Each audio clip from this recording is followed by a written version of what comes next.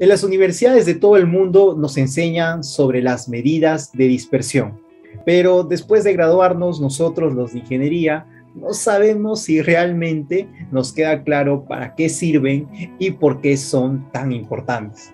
En cierto modo, una medida como concepto es fácil de entender, sin embargo, la dispersión puede que sea algo complicada.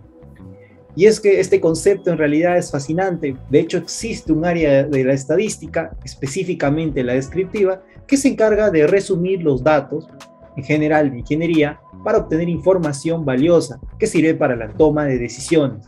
Y efectivamente, el rol importantísimo lo toma las medidas de dispersión. Y si aún no conoces su importancia y los procedimientos sobre las medidas de dispersión, no te preocupes que en este video vamos a reconciliarnos con ellas.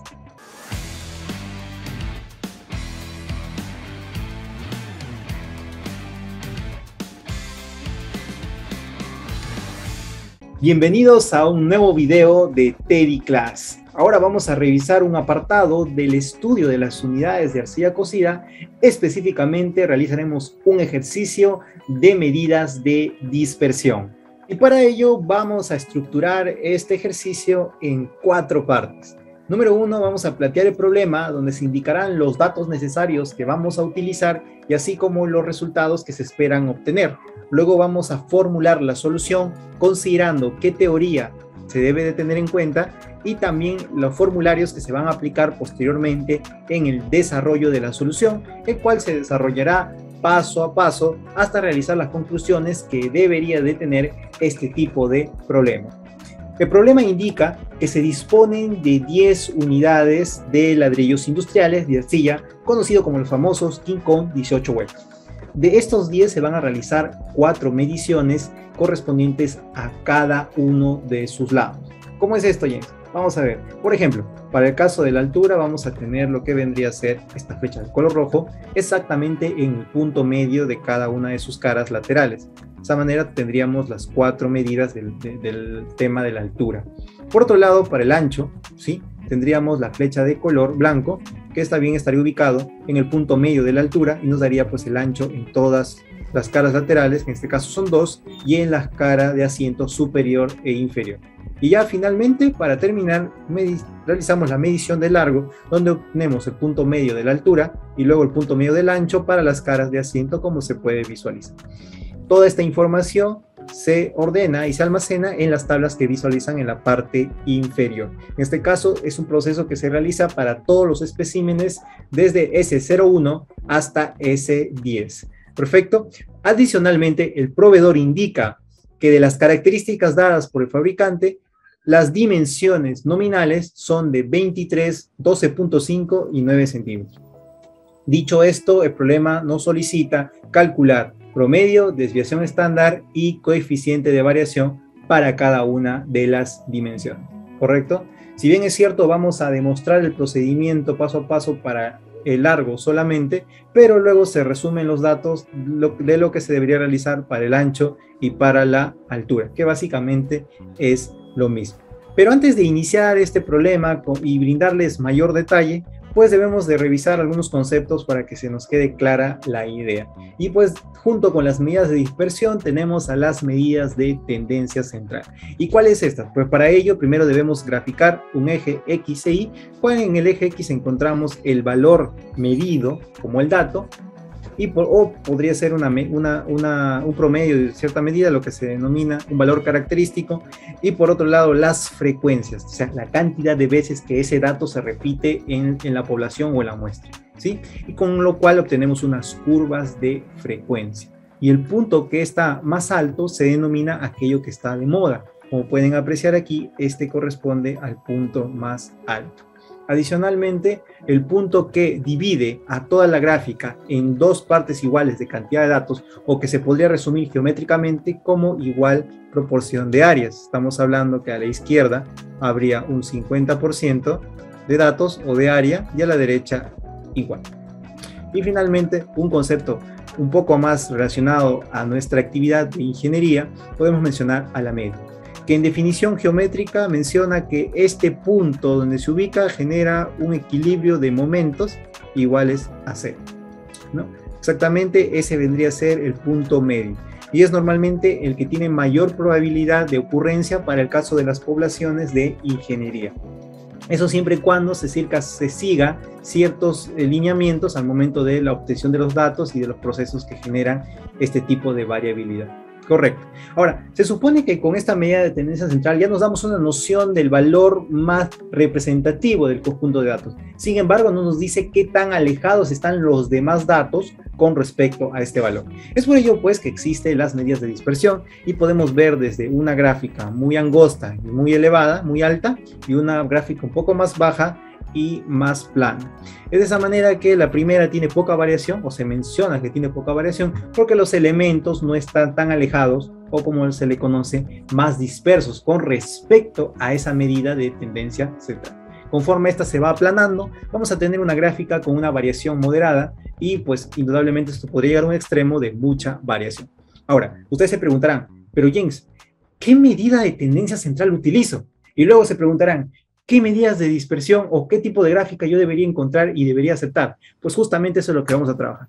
Así a priori te cuento que lo que normalmente se utiliza en ingeniería es la media para el tema de los valores centrales, y por otro lado, para el tema de las medidas de dispersión buscamos poca variación y por otro lado variación moderada con ciertos límites que lo establecen ya las especificaciones técnicas y las normas de cada material, proceso constructivo, control de calidad, etcétera, etcétera. Siendo así, entonces vayamos a tener en cuenta qué procedimiento vamos a tener. Inicialmente realizamos las mediciones, ¿correcto? Con estas mediciones hacemos el cálculo del promedio y posteriormente de la desviación estándar. Con ambos obtenemos una medida relativa de variación que se denomina coeficiente de variación, el cual pues tiene por objetivo en todo este procedimiento solamente resumir. Justamente se encarga de la estadística descriptiva. Pero todo este proceso no es nada importante en sí mismo, sino depende de qué conclusiones yo puedo obtener de eso. Así que de nada me sirven estos valores si al final no me brindan información para tomar conclusiones posteriormente. Como les había comentado aquí, vamos a utilizar estas fórmulas para el cálculo de las medidas de tendencia central y las medidas de dispersión. No te preocupes con la fórmula, que a continuación vas a ver su aplicación de cada uno paso a paso. Entonces vamos a dar inicio al desarrollo de la solución con el cálculo de promedio del algo. Pero antes tengamos en cuenta esta consideración. Recordemos que hemos realizado 4 mediciones de cada unidad a nivel de sus dimensiones. Primero necesitamos encontrar el valor más representativo correspondiente a cada dimensión. Y en este punto les hago reflexionar sobre lo siguiente. Recordemos pues que esta es una muestra de un lote. Normalmente, ¿cuánto debe tener este lote? La norma E070 menciona que debe ser de 50 millares. Es de esa manera que esta muestra de 10 unidades efectivamente corresponde pues a una población de 50 millares como mínimo. Entonces, uno debería de preguntarse, ¿y esto realmente representa esos 10? Y justamente eso es lo maravilloso de la estadística. Debemos de considerar lo siguiente. Para que este sea representativo, la medida de tendencia central, la dispersión y el coeficiente de variación deben ser similares al de la población, ¿correcto? Y pues normalmente la medida de tendencia que tiene mayor probabilidad de ser cercana al de la población es la mediana, ¿correcto? Entonces, como la mediana es la medida, vamos a tomarlo como, digamos, un paradigma general para ingeniería. En este caso, para este cálculo, la mediana es el que mejor se ajusta. Sin embargo, normalmente lo que se debería realizar es pues una prueba de hipótesis para cada caso, principalmente para validar cuál de las 3 medidas de tendencia central es la que se acerca más a la población. Y pues eso ya es otra historia, ¿sí? Igual nosotros vamos a hacer el cálculo de cada medida de tendencia central y les voy a indicar cuál utilizamos en cada caso, pero ya ustedes, si no quieren llegar hasta ese nivel, simplemente utilizan la mediana y no se hagan mucho problema. Entonces vamos a comenzar, y para ello primero ordenemos de menor a mayor, ¿correcto? Entonces vamos para la muestra S01. Entonces para la muestra S01, los valores pues ordenados de menor a mayor corresponden desde 231, 234, esto también se repite, 234, hasta 235. Perfecto. Comencemos midiendo la mediana. Entonces calculemos este valor. Debemos de considerar para eso que n es par. Entonces cuando n es par, porque son cuatro valores, ¿no? n es igual a 4, entonces vamos a ver que la mediana sería la semisuma de los valores centrales. ¿Y cuáles son estos valores centrales? Pues fácilmente identificamos como 234 por 2, vamos a decirlo así, ¿no? Entonces, para efectos, digamos, de formalismo, vamos a indicar aquí esta operación sencillísima para ustedes, 234 más 234, ¿no? Entre 2 igual simplemente a 234 milímetros. Perfecto. Ahora, para calcular el promedio o la media, pues esto es la suma entre el total de valores. Entonces tendríamos pues que el promedio para ese sería igual a 231 más 234 y así hasta el último que es de 235, ¿sí? Y todo eso entre 4, ¿no? Esto nos da el valor de 233.5 milímetros. Perfecto, y ya casi para acabar, el valor que más se repite, el más de todos, vendría a ser la moda, y ese sería igual a 234, ¿no? No hay vuelta que darle, sería igual a 234 milímetros. Entonces a mí me preguntarán, James, ¿qué hago? ¿Le saco el promedio? ¿Me quedo con el que más me gusta, el que más me conviene? No, ya les comenté, ¿no? O se hace una prueba de hipótesis o simplemente obtengo la mediana. De lo que les había comentado, en este caso la mediana es la mejor opción que yo tengo. Pero esto se va realizando para cada muestra correspondientemente. Entonces, por ejemplo, aquí podemos apreciar para el caso 3, ¿no? Que no hemos obtenido la media, ¿no? No hemos obtenido la mediana, sino simplemente no hemos ido por la moda, como se puede apreciar aquí. Esto se repite para todos los especímenes o muestras que estamos considerando en las mediciones. Como resultado de este procedimiento, pues tenemos una lista de todos los valores ya con sus medidas representativas. Entonces ahora vamos a calcular lo que vendría a ser el promedio correspondiente a todas las medidas de los especímenes, que ya es mucho más sencillo, ¿no? Entonces este promedio de toda la muestra de 10 unidades sería pues de 234, aquí 234, más 233, hasta el último valor que estaría dado por 234, ¿sí? Y bueno, todo eso está dividido entre el valor de 10, ¿no? Aquí le ponemos entre 10 unidades. Entonces, longitud, sumando el numerador, 2340 entre 10. Lo que finalmente me da que esta longitud promedio es de 234 milímetros. Perfecto, y con ese valor estaría quedándome para continuar el programa. Así es sencillísimo. Ahora vamos a calcular la desviación estándar.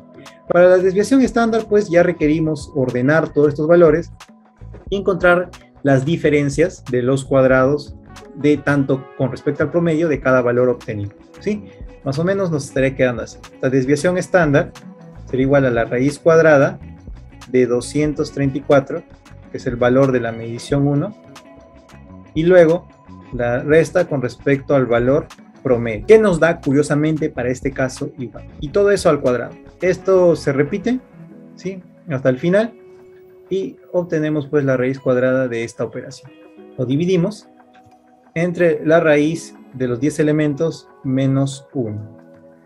Esto es igual aproximadamente pues a los valores que podemos visualizar aquí, desde 0, menos 1 y 1. Entonces tendríamos 0 al cuadrado más menos 1 al cuadrado más 1 al cuadrado y así sucesivamente, ¿no? Y todo eso raíz cuadrada. Luego ello lo dividimos entre la raíz, en este caso, de 9, ¿no? Raíz de 9. Perfecto.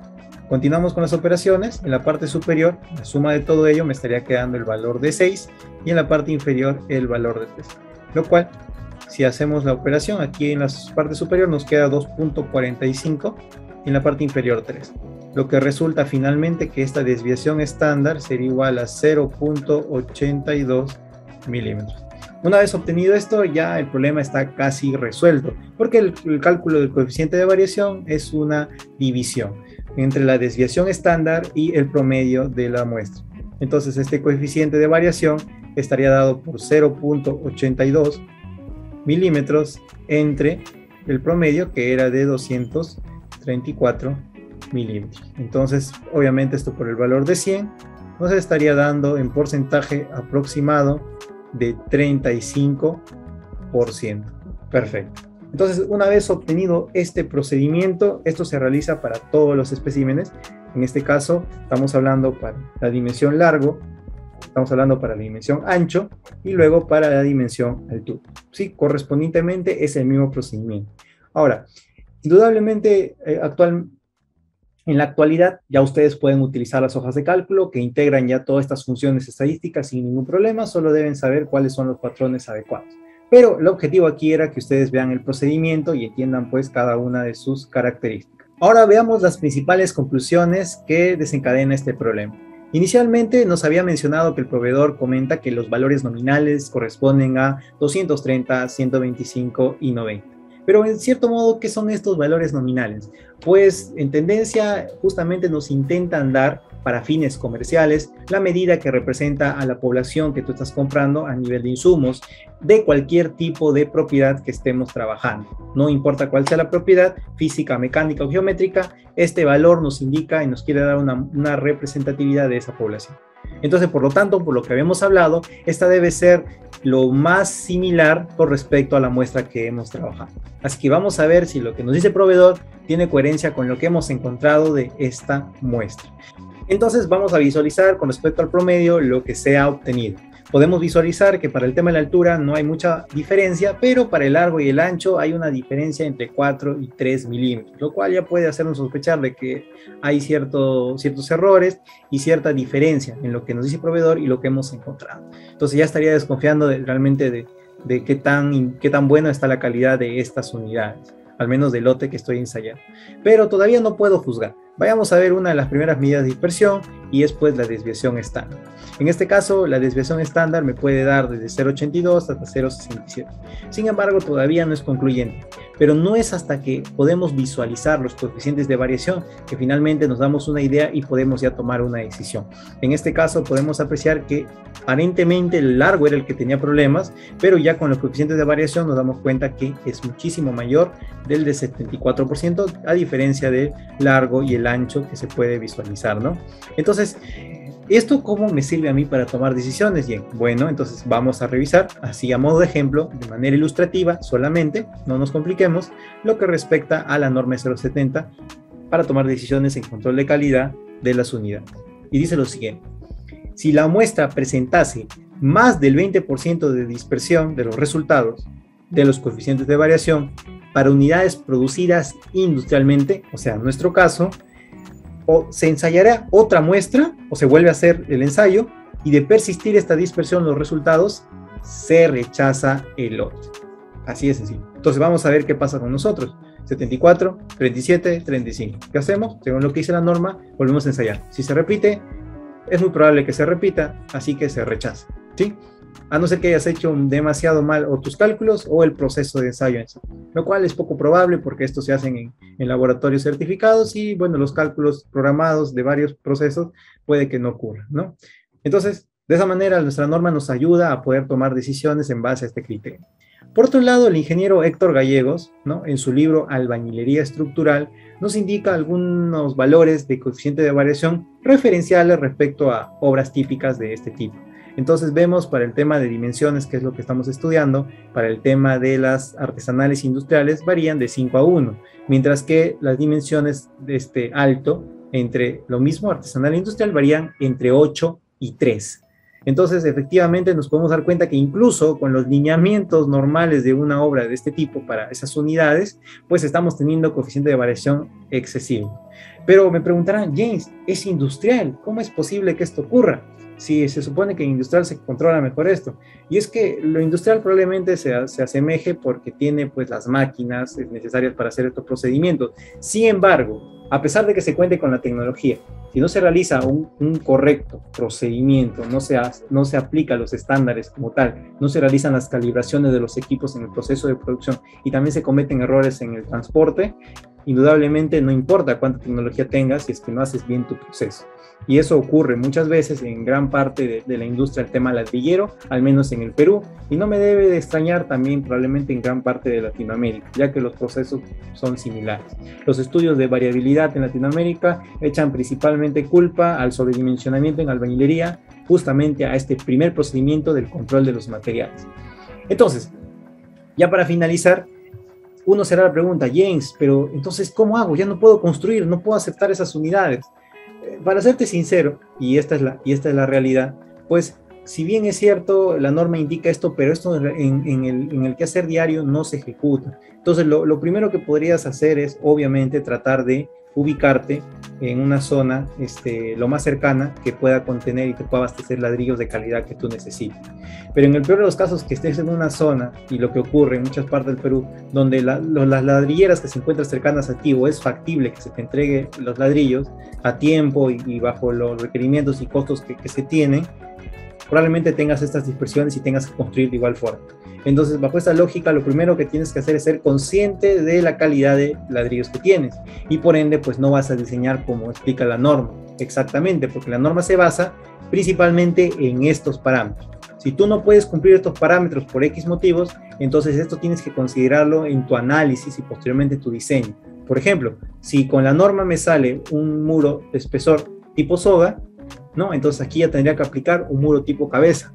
O adicionalmente, por ejemplo, las distancias entre las columnas de confinamiento, lo máximo puede ser 5 metros, pero en este caso, por ejemplo, podría optar por unas de 3 metros. Y así sucesivamente implementar un conjunto de mejoras para asegurar que mi estructura de albañilería hecha con estos ladrillos pues no me genere un gran problema de desempeño, ¿no? Pero ya ese es un tema un tanto complejo, incluso es justo lo que pasa en la autoconstrucción, lo que se puede visualizar, ¿no? Tanto en la calidad del mortero como de las unidades de albañilería. Y con ello hemos concluido este video. No olvides dejarnos tus consultas en la caja de los comentarios y recuerda que con Teddy crece, logra e impacta. Nos vemos en un próximo video de Teddy Class.